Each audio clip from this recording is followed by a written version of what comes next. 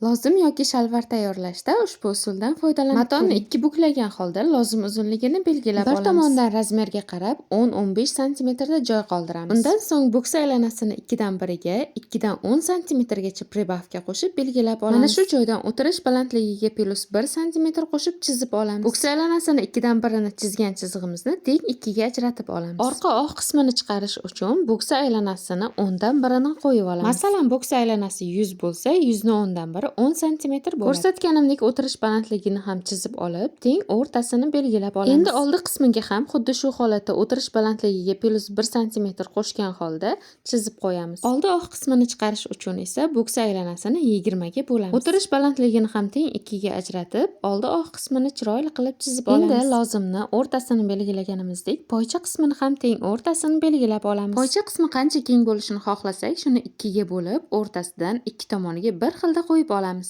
Endi ko'rsatganimdek oldi uzunlikni chizib olamiz. Oldi qismi uzunligi necha santimetr bo'lsa, xuddi shu santimetrni orqaga ko'chirib olamiz. O'tirish balandligi o'rtasidan boshlab qo'ygan nuqtamizgacha orqa og'ni ham chiroyli qilib chizib olamiz. Endi orqa uzunlikni ham chizib qo'yamiz. Ko'rsatganimdek qilib, orqa tomondan 2 santimetr yuqoriga ko'tarilamiz, oldi tomondan esa 2 santimetr pastga tushamiz va ikkala tomonni birlashtirib chizib olamiz. Endi esa rezinka eniga qarab 2 santimetrdan 6-8 santimetrgacha rezinka uchun haq berib olamiz. Xuddi shu holatda chizgan chizig'imizga 1 santimetrdan chok haqqi qoldirib kesib chiqamiz. Mana endi ikkala tomonni birlashtirganimizda bir xilda kelishi kerak. Video yoqqan bo'lsa, like va podpiska tugmalarini bosib qo'yishni unutmang. Yaqinlaringizga ham ulashing.